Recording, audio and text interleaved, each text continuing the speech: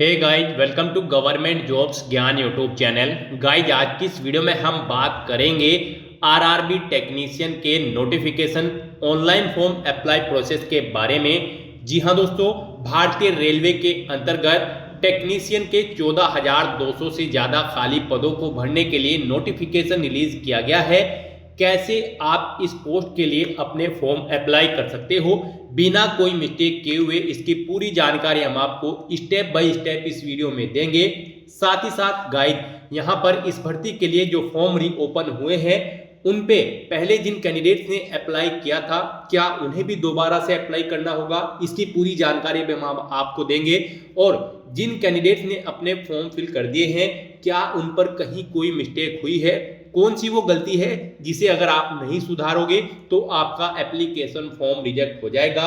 यहाँ पर कौन सी common mistake candidate form fill करते समय कर रहे हैं और आपको उस मिस्टेक को करेक्ट करना जरूरी है, नहीं तो यहाँ पर आपके एप्लीकेशन फॉर्म रिजेक्ट कर दिए जाएंगे। रीओपन के बाद क्या यहाँ पर आपकी लास्ट डेट हुई है? जी हाँ दोस्तों, यहाँ पर आपकी लास्ट डेट भी एक्सटेंड की गई है और अब आप कब तक अपने फॉर्म अप्लाई कर सकते हो, इन सब चीजों की पूरी जानकारी के लिए बने रहिए इस वीडियो में एंड तक हमारे साथ। इस वीडियो को एंड तक देखने पर ही आपके सभी सवाल और डाउट क्लियर होंगे। उसके बाद वीडियो पसंद आए तो इसे लाइक और शेयर कर दें, चैनल पर नए हो तो इसे सब्सक्राइब कर लें। तो गाइस, बिना कोई वक्त गंवाए चलिए शुरू करते हैं। आपको इस वीडियो की डिस्क्रिप्शन बॉक्स में हमारी वेबसाइट IND-sarkari-naukri.in के इस पेज का लिंक मिल जाएगा।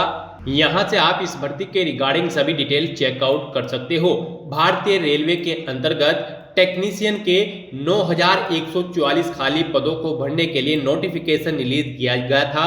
फिर यहाँ पर वैकेंसीज इंक्रीज की गई 5,154, तो यहाँ पर अब 14,298 वैकेंसीज को भरने के लिए दोबारा से एप्लीकेशन फॉर्म रीओपन हुआ था। अप्लाई की स्टार्टिंग डेट 2 अक्टूबर 2024 थी और लास्ट डेट यहाँ पर बढ़ाकर अप्लाई करने की, फॉर्म अप्लाई करने की 16 अक्टूबर 2024 कर दी गई है। फॉर्म में करेक्शन आप 17 से 21 अक्टूबर 2024 के बीच में कर सकते हो। यहाँ पर 10वीं पास, ITI पास कैंडिडेट अप्लाई कर सकते हैं।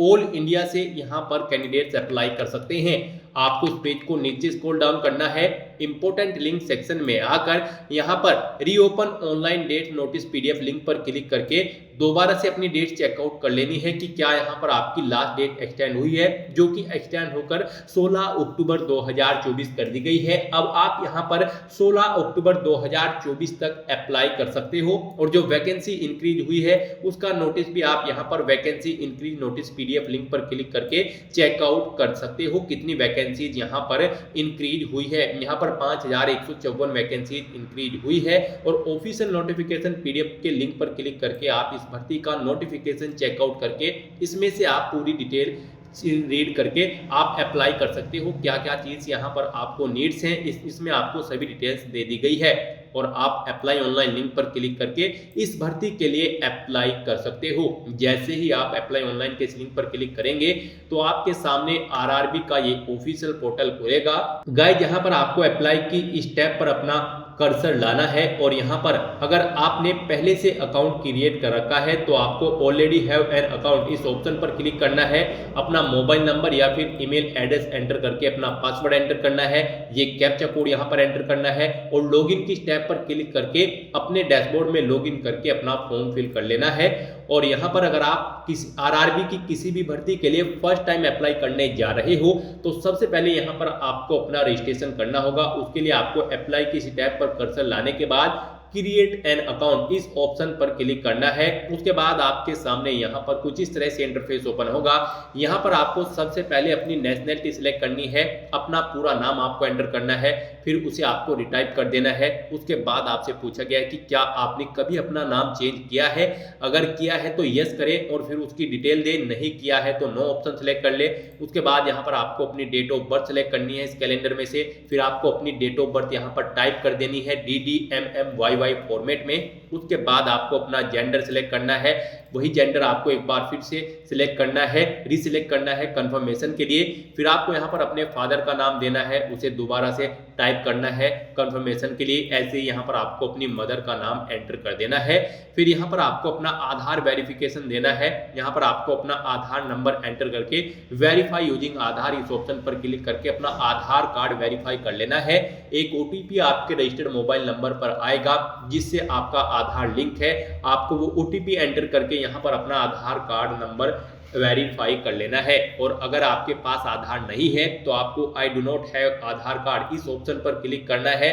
फिर यहाँ पर आपको आपके सामने कुछ इस तरह से इंटरफेस ओपन होगा। यहाँ पर आपको कोई और वैलिड प्रूफ ऑफ आईडी यहाँ पर सिलेक्ट करनी होगी आधार के अलावा, जैसे कि ड्राइविंग लाइसेंस, पासपोर्ट या फिर पैन कार्ड। आप कोई भी आईडी सिलेक्ट करें, उसका नंबर यहाँ पर एंटर करें, किसने आपको, किस अथॉरिटी ने आपको ये आईडी इशू कराई है उसका नाम यहाँ पर एंटर करें, किस पैलेस पर आपको आईडी इशू कराई है उस पैलेस का नाम एंटर करें, डेट ऑफ इशू, किस डेट को इशू हुई है वो डेट यहाँ पर आप सिलेक्ट कर ले। उसके बाद यहाँ पर आपको अपनी कॉन्टैक्ट डिटेल देनी है, यहाँ पर आपको अपना ईमेल एड्रेस एंटर करना है और जनरेट ईमेल ओटीपी ऑप्शन पर क्लिक करके एक ओटीपी जनरेट कर लेना है। आपके ईमेल एड्रेस पर एक ओटीपी आएगा, वो ओटीपी यहाँ पर आपको एंटर करके अपनी ईमेल आईडी को वेरीफाई कर लेना है। ऐसे ही यहाँ पर आपको अपना मोबाइल नंबर एंटर करना है 10 डिजिट का, active and valid mobile number यहाँ पर आपको एंटर करना होगा। फिर आपको जनरेट मोबाइल ओटीपी ऑप्शन पर क्लिक करना है, एक ओटीपी आपके मोबाइल नंबर पर जाएगा, वो ओटीपी आपको यहाँ पर एंटर करके अपना मोबाइल नंबर वेरीफाई कर लेना है। उसके बाद यहाँ पर आपको अपना पासवर्ड क्रिएट करना है। पासवर्ड यहाँ पर आपका अल्फा न्यूमेरिक फॉर्मेट में होना चाहिए, मींस आपके पासवर्ड में कम से कम एक अपर केस कैरेक्टर, एक लोअर केस कैरेक्टर, एक इंटीजर नंबर और एक स्पेशल कैरेक्टर जैसे कि @ या फिर डॉलर होना चाहिए। वही पासवर्ड आपको यहाँ पर इस सेकंड कॉलम में भी एंटर करना होगा कंफर्मेशन के लिए। फिर यहाँ पर आपको ये कैप्चा कोड एंटर करना है और preview and create an account इस ऑप्शन पर क्लिक कर देना है। इस ऑप्शन पर क्लिक करते ही यहाँ पर आपका अकाउंट क्रिएट हो जाएगा। उसके बाद यहाँ पर आपको अपने अकाउंट में लॉगिन कर लेना है।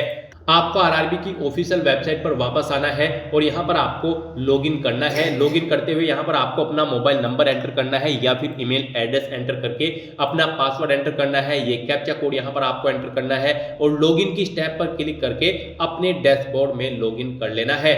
लॉगिन करने के बाद आपके सामने कुछ इस तरह से इंटरफेस ओपन होगा। अब यहाँ पर आपको ऑनलाइन एप्लीकेशन की स्टेप पर क्लिक करना है।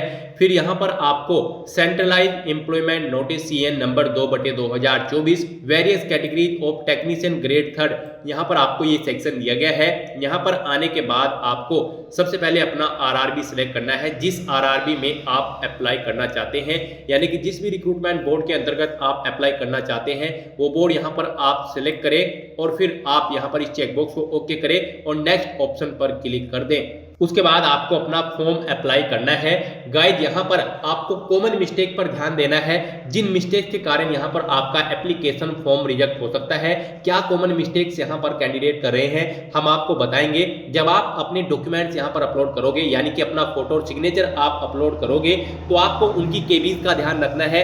जो रिक्वायर्ड केबीज है, जितने केबी में आपसे आपका पासपोर्ट साइज फोटो और सिग्नेचर मांगे गए हैं, उतने ही केबी में आपको उन्हें अपलोड करना है। अगर उससे कम या ज्यादा केबी में आप अपलोड करोगे तो यहाँ पर उन्हें रिजेक्ट कर दिया जाएगा, साथ ही साथ आपके एप्लीकेशन फॉर्म को भी रिजेक्ट कर दिया जाएगा। और जब आप अपनी एलिजिबिलिटी के अकॉर्डिंग यहाँ पर पोस्ट सेलेक्ट करोगे तो आपको जिस भी पोस्ट को प्रेफरेंस देना है उसे आप पहले नंबर पर सिलेक्ट करें और जिसे आप सेकंड प्रेफरेंस देना चाहते हैं उसे आप सेकंड नंबर पर यहाँ पर सिलेक्ट करें। जब आप पोस्ट प्रेफरेंस करेंगे और जोन चूज करेंगे तो उस समय आपको ध्यान देना है कि किस पोस्ट के लिए आप प्रीफर करते हैं, तो उसे आप फर्स्ट नंबर पर यहाँ पर ऐड करेंगे। तो यहाँ पर आपको अपने डॉक्यूमेंट्स अपलोड करते हुए ध्यान देना है, जिसकी वजह से यहाँ पर मोस्टली फॉर्म यहाँ पर रिजेक्ट हो रहे हैं। तो आपको ये गलती नहीं करनी है और इसे ध्यान में रखते हुए आपको अपना फॉर्म अप्लाई करना है। आरआरबी टेक्नीशियन की इस भर्ती के एप्लीकेशन फॉर्म रीओपन होने के बाद इसकी लास्ट डेट को एक्सटेंड करके अब 16 अक्टूबर 2024 कर दिया गया है। अब आप 16 अक्टूबर 2024 तक अप्लाई कर सकते हो। और जिन कैंडिडेट ने रीओपन से पहले अपने एप्लीकेशन फॉर्म फिल किए थे, अगर उनके फॉर्म सही है तो उन्हें दोबारा से फॉर्म भरने की जरूरत नहीं है।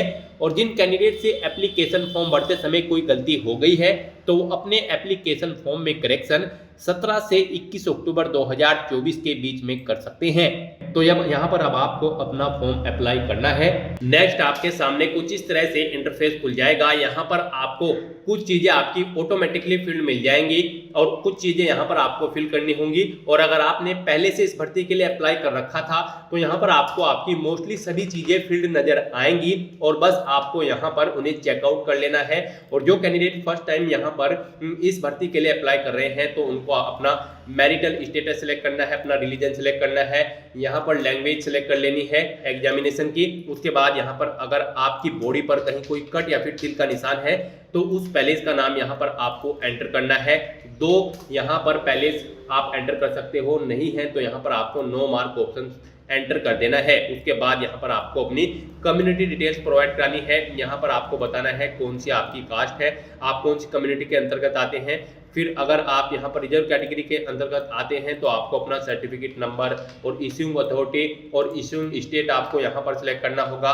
फिर डेट ऑफ इशू यहाँ पर आपको सिलेक्ट करनी होगी, किस डेट को आपका यहाँ पर कास्ट सर्टिफिकेट आपको इशू हुआ था। और फिर यहाँ पर अगर आप रेल का ट्रैवल पास चाहते हैं तो यस करें, नहीं चाहते हैं तो नो ऑप्शन सेलेक्ट करें। फिर यहाँ पर अपने नियरेस्ट रेलवे स्टेशन का नाम एंटर करें और फिर यहाँ पर आपको अपना कास्ट सर्टिफिकेट अपलोड कर देना होगा। अपलोड डॉक्यूमेंट ऑप्शन पर क्लिक करके आपका कास्ट सर्टिफिकेट यहाँ पर 500 KB से कम होना चाहिए PDF फॉर्मेट में। उसके बाद यहाँ पर आपको अपना एड्रेस एंटर करना है। सबसे पहले आपको अपना प्रेजेंट एड्रेस एंटर करना है और फिर आपको अपना परमानेंट एड्रेस यहाँ पर एंटर कर देना है। और अगर आपका परमानेंट एड्रेस आपके प्रेजेंट एड्रेस के अकॉर्डिंग सेम होगा तो आपको इस चेकबॉक्स को क्लिक कर देना है। ऑटोमेटिकली आपका परमानेंट एड्रेस आपके प्रेजेंट एड्रेस के अकॉर्डिंग फिल हो जाएगा। इन सभी डिटेल्स को फिल करने के बाद आपको नेक्स्ट ऑप्शन पर क्लिक करना है।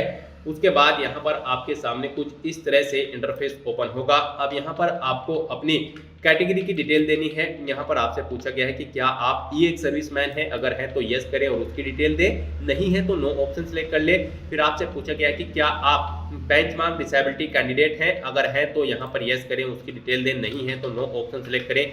EBC बैकवर्ड क्लास से हैं तो ऑप्शन यस करें, उसकी डिटेल दें, नहीं है तो नो ऑप्शन सेलेक्ट करें। फिर आपसे पूछा गया कि क्या आप इंडियन रेलवे के एम्प्लॉय हैं, अगर हैं तो यस ऑप्शन सेलेक्ट करके उसकी डिटेल दें, नहीं है तो नो ऑप्शन सेलेक्ट कर लें। फिर यहाँ पर आपसे पूछा गया है कि क्या आप करंट एम्प्लॉय हैं, अगर करंट एम्प्लॉय हैं तो उसकी भी डिटेल यहाँ पर आपको देनी होगी, नहीं है तो नॉट एप्लीकेबल यहाँ पर आपको एंटर कर देना होगा, सिलेक्ट कर लेना होगा। उसके बाद यहाँ पर आपको आपकी ACT अप्रेंटिस का जो आपका कोर्स है उसकी डिटेल यहाँ पर प्रोवाइड करानी होगी। यहाँ पर आपसे पूछा गया है क्या आपने ACT अप्रेंटिस का कोर्स कंप्लीट किया हुआ है, यहाँ पर आपको यस ऑप्शन सेलेक्ट करना होगा। फिर आपको अपनी ट्रेड देनी होगी, किस ट्रेड के अंतर्गत आपने ये कोर्स कंप्लीट किया है, ट्रेनिंग आपकी कब से कब तक थी वो डेट आपको सिलेक्ट करनी है। और फिर यहाँ पर आपको स्टार्टिंग डेट सिलेक्ट करनी है और यहाँ पर आपको एंड डेट सिलेक्ट करनी है, कब से कब तक आपका कोर्स यहाँ पर कंप्लीट हुआ है। उसके बाद आपको अपना सर्टिफिकेट नंबर एंटर करना है, सर्टिफिकेट की डेट यहाँ पर आपको सिलेक्ट एंटर कर देनी है या फिर सिलेक्ट कर लेनी है इस कैलेंडर में से। उसके बाद यहाँ पर आपको अपनी बैंक की डिटेल प्रोवाइड करानी होगी। बैंक की डिटेल प्रोवाइड कराने के बाद यहाँ पर आपको बैंक की डिटेल में आपको अपना नाम एंटर करना है, अकाउंट नंबर एंटर करना है, फिर अपना बैंक का IFSC कोड यहाँ पर आपको एंटर कर देना है और उसे कंफर्म कर लेना है। उसके बाद इन सभी डिटेल्स को फिल करने के बाद आपको नेक्स्ट ऑप्शन पर क्लिक करना है। नेक्स्ट यहाँ पर आपको अपनी एजुकेशनल क्वालिफिकेशन की डिटेल देनी है। गाइस यहाँ पर आप अगर टेक्नीशियन ग्रेड 3 की पोस्ट के लिए अप्लाई करने जा रहे हो तो यहाँ पर आपका कम से कम 10वीं या फिर 12वीं क्लास पास आउट होना जरूरी है, प्लस आपके पास ITI का यहाँ पर कोई डिप्लोमा होना जरूरी है रिलेवेंट ट्रेड के अंतर्गत। तो यहाँ पर आपको अपनी एजुकेशनल क्वालिफिकेशन सबसे पहले प्रोवाइड करनी है। यहाँ पर आपको सबसे पहले 10+2 ऑप्शन सेलेक्ट कर लेना है। उसके बाद यहाँ पर आपको अपनी डिटेल प्रोवाइड करनी है, जैसे कि डिसिप्लिन, किस डिसिप्लिन में आपने अपनी 12 पास की है, स्टेट सेलेक्ट कर लेना है, डिस्ट्रिक्ट सेलेक्ट करना है, बोर्ड सेलेक्ट करना है, डेट ऑफ पासिंग यहाँ पर आपको सेलेक्ट कर लेनी है। इस तरह से आपको इन सभी डिटेल्स को फिल करने के बाद ऐड ऑप्शन पर क्लिक करना है। आपकी क्वालिफिकेशन की डिटेल ऐड हो जाएगी और उसके बाद आपको यहाँ पर अपनी ITI की डिटेल फिल करानी है। ITI आपको सिलेक्ट करना है, फिर उसकी ट्रेड देनी है, किस ट्रेड के अंतर्गत आपने अपनी ITI कंप्लीट की है, स्टेट सेलेक्ट करना है, डिस्ट्रिक्ट सेलेक्ट करना है, नेम ऑफ इंस्टीट्यूट आपको देना है, किस इंस्टीट्यूट से आपने अपनी ITI पास आउट की है, पासिंग डेट यहाँ पर आपको सिलेक्ट कर लेनी है, सर्टिफिकेट इशू आपको एनसीवीटी से हुआ है या फिर एससीवीटी से, ऑप्शन सेलेक्ट करना है। सर्टिफिकेट का टाइप क्या है आपका, एनटीसी या फिर एसटीसी, ये ऑप्शन सेलेक्ट करके आपको ऐड ऑप्शन पर क्लिक करके अपनी आईटीआई की डिटेल भी यहाँ पर ऐड कर देनी है। इस तरह से अपनी 10+2 और आईटीआई की डिटेल ऐड करने के बाद आपको नेक्स्ट ऑप्शन पर क्लिक करना है। फिर यहाँ पर आपको गाइडलाइंस दे दी गई है, इन गाइडलाइंस को आपको रीड करना है। आई कंफर्म इस ऑप्शन को क्लिक करना है, ओके करना है। अब यहाँ पर आपको अपने डॉक्यूमेंट्स अपलोड करने हैं। सबसे पहले यहाँ पर आपको अपना फोटो अपलोड करना है।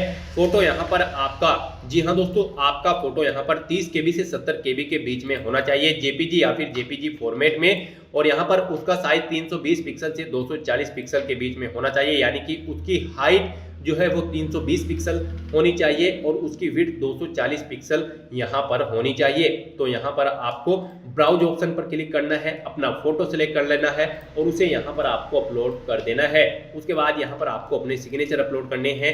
ऐसे ही यहाँ पर आपके सिग्नेचर भी जो हाइट है वो 60 पिक्सल होनी चाहिए और जो विड्थ है वो 140 पिक्सल यहाँ पर होनी चाहिए और उनका साइज भी 30 KB से 70 KB के बीच में होना चाहिए। यहाँ पर आपका जो सिग्नेचर है वो जेपीजी या फिर जेपीजी फॉर्मेट में होने चाहिए। आपको इसके लिए भी ब्राउज ऑप्शन पर क्लिक करना है, फाइल को सिलेक्ट करना है और अपना फोटो और सिग्नेचर यहाँ पर अपलोड करने के बाद आपको नेक्स्ट ऑप्शन पर क्लिक कर देना है। नेक्स्ट आपके कुछ इस तरह से इंटरफेस खुलेगा। अब यहाँ पर आप जिस भी जोन के लिए एलिजिबल है यहाँ पर आपको उन्हें ऐड कर देना है। सभी जोन्स आपको यहाँ पर दिखा दिए गए हैं। आपको प्लस के निशान पर यहाँ पर क्लिक करके इन जोन्स को इधर दूसरी साइड में ऐड कर देना है। आप जिस भी जोन को प्रेफरेंस देना चाहते हैं सबसे पहले आप उसके सामने प्लस के बटन पर क्लिक करें, उसी के अकॉर्डिंग यहाँ पर आपके जोन ऐड हो जाएंगे।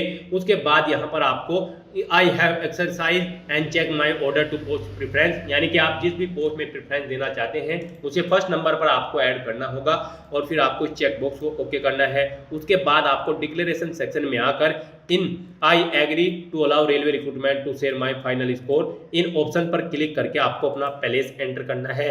फिर आपको यहाँ पर प्रीव्यू एप्लीकेशन इस ऑप्शन पर क्लिक कर देना है। उसके बाद आपको आपके एप्लीकेशन फॉर्म का पूरा प्रीव्यू यहाँ पर शो कर दिया जाएगा। आपको सभी डिटेल्स केयरफुली रीड आउट कर लेनी है। तो आपको इस प्रीव्यू को नीचे स्क्रॉल डाउन करके I have recheck the above direct and found correct, अगर यहाँ पर कोई मिस्टेक नहीं है तो यहाँ पर आपको चेक बॉक्स को ओके करना है और सबमिट बटन पर क्लिक कर देना है। और अगर कहीं पर कोई मिस्टेक है तो आप एडिट के बटन पर क्लिक करके एडिट कर सकते हो और अपनी डिटेल को ओके कर सकते हो। तो यहाँ पर अगर आपकी सभी डिटेल्स ओके हैं तो आपको चेक बॉक्स को ओके करके सबमिट बटन पर क्लिक करना है। यहाँ पर आपको मैसेज शो कर दिया गया है। अगर आपने अब यहाँ पर सबमिट कर दिया तो फिर आप एडिट नहीं कर सकते हो। तो सबसे पहले आपको अपनी सभी डिटेल्स केयरफुली चेकआउट करके ही सबमिट करना है। तो यहाँ पर अब आपको सबमिट बटन पर क्लिक करना है। यहाँ पर आपका आरआरबी टेक्नीशियन 14,298 पोस्ट के लिए एप्लीकेशन फॉर्म सक्सेसफुली सबमिट हो चुका है। अब आपको अपनी फीस पेमेंट यहाँ पर करनी है। फीस पेमेंट करने के लिए आपको यहाँ पर पे विद SBI ई-पे इस ऑप्शन पर क्लिक करना है। उसके बाद आपके सामने कुछ इस तरह से इंटरफेस खुलेगा। अब यहाँ पर आपको चेकबॉक्स को ओके करना है, प्रोसीड ऑप्शन पर क्लिक कर देना है। नेक्स्ट आपके सामने कुछ इस तरह से इंटरफेस ओपन होगा। यहाँ पर आप debit card, credit card, net banking या फिर यूपीआई से या फिर पेटीएम से भी अपना फीस पेमेंट कर सकते हो। डेबिट कार्ड ऑप्शन आप सेलेक्ट करते हो तो आपको अपना कार्ड नंबर देना है, कार्ड होल्डर का नाम देना है, उसका एक्सपायरी डेट देना है यहाँ पर और उसका 3 डिजिट का CVV या फिर CVC नंबर आपको एंटर करना है और फिर पे नाउ ऑप्शन पर क्लिक करके आपको अपना फीस पेमेंट कर देना है। फीस पेमेंट होते ही आपका एप्लीकेशन फॉर्म सक्सेसफुली सबमिट हो जाएगा। उसके बाद आपको अपने एप्लीकेशन फॉर्म का एक हार्ड कॉपी प्रिंट आउट ले लेना है फ्यूचर यूज के लिए, फ्यूचर रेफरेंस के लिए। तो दोस्तों ऐसे आप अपना आरआरबी टेक्नीशियन 14,298 पोस्ट के लिए फॉर्म अप्लाई कर सकते हो। आज की इस वीडियो में बस इतना ही। आई होप ये वीडियो आपको पसंद आई होगी। अगर पसंद आई हो तो इसे लाइक और शेयर करें। चैनल पर नए हो तो इसे सब्सक्राइब कर लें। Thanks for watching.